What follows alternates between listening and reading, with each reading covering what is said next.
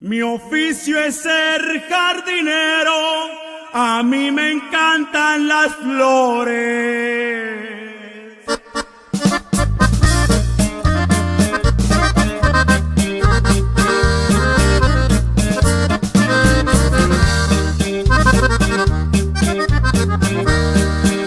Mi oficio es ser jardinero, a mí me encantan las flores.